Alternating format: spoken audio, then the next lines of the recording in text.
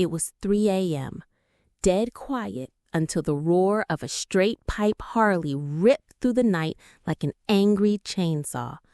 My heart pounded, not from fear, but from rage. This wasn't the first time, but it was gonna be the last. If you've ever wanted to serve justice to someone who thinks the world revolves around them, you're gonna love this. Hit that subscribe button, give this video a like, and let me know in the comments how you'd have handled this midnight menace. Let's dive into the story. Back when we lived in our old house, this was more than 10 years ago, before everyone had Ring doorbells and security cameras on every corner, there was this one neighbor who lived just a few houses up the street. From the outside, he looked like your typical biker guy. Leather jacket, long, unwashed hair, the kind of sunglasses you wear even at night because you think it's cool. But what really defined him wasn't the look. It was the sound. Specifically, the sound of his straight pipe Harley Davidson, which he had a habit of firing up in the dead of night. And I don't mean 10 p.m., oops, sorry for waking you up late.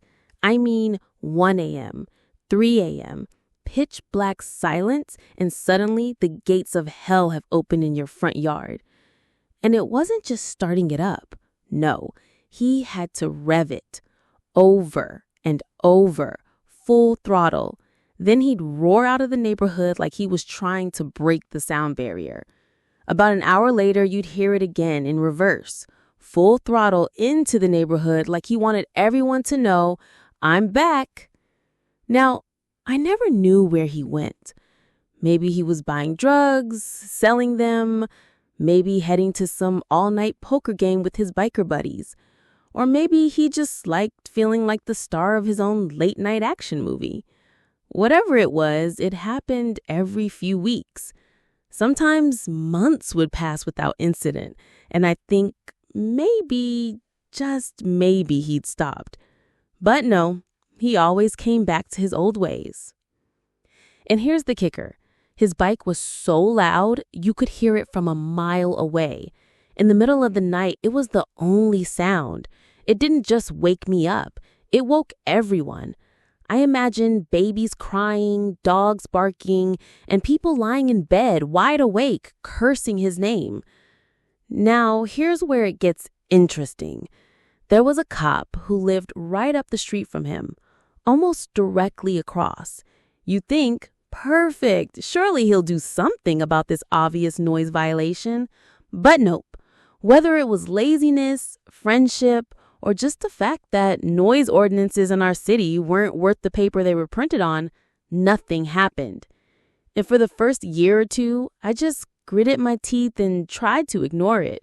I told myself, don't be that neighbor, don't start drama, maybe he'll stop.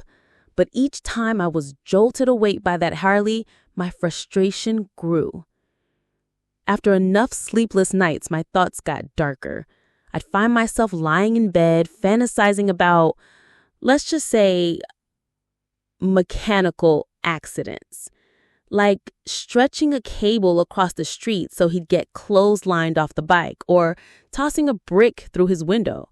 But those ideas were a little too extreme and probably jail-worthy.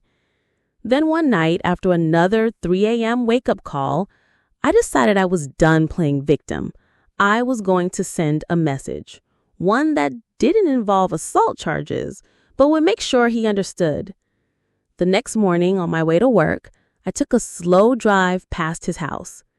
There it was, his precious Harley, parked right in his driveway.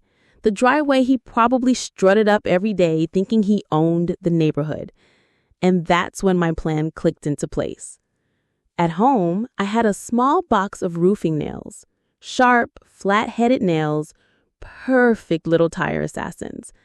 I took a handful, drove by his place, and tossed them casually across the entrance of his driveway, right where his tires would roll. It wasn't dramatic, it wasn't flashy, just a few nails scattered like deadly breadcrumbs.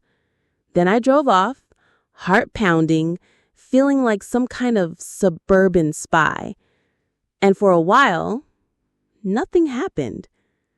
A few nights passed in blissful silence. I thought to myself, that's it. He got the message. But no, not even a week later, the familiar roar shattered my sleep again. Same routine, same arrogance. That morning, I didn't just toss a handful of nails. I emptied the rest of the box. Dozens of them spread across his driveway like the world's angriest art installation. That was the last time I ever heard that Harley in the middle of the night. I don't know exactly what happened. Maybe he walked out one morning to find his tires flat and his wallet lighter. Maybe it was the hassle of pushing that heavy bike out of his driveway to get it fixed. Maybe he realized the neighborhood had finally had enough.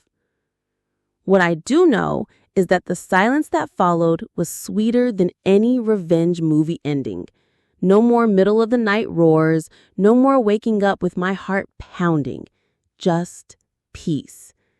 And I'll admit, every time I walked past his house after that, I couldn't help but smile. Sometimes justice isn't about big dramatic gestures. Sometimes it's about precision. A quiet, well-placed reminder that you're not the only one that matters. So, what's the most satisfying revenge you've ever seen or done? Drop it in the comments below because I love reading them.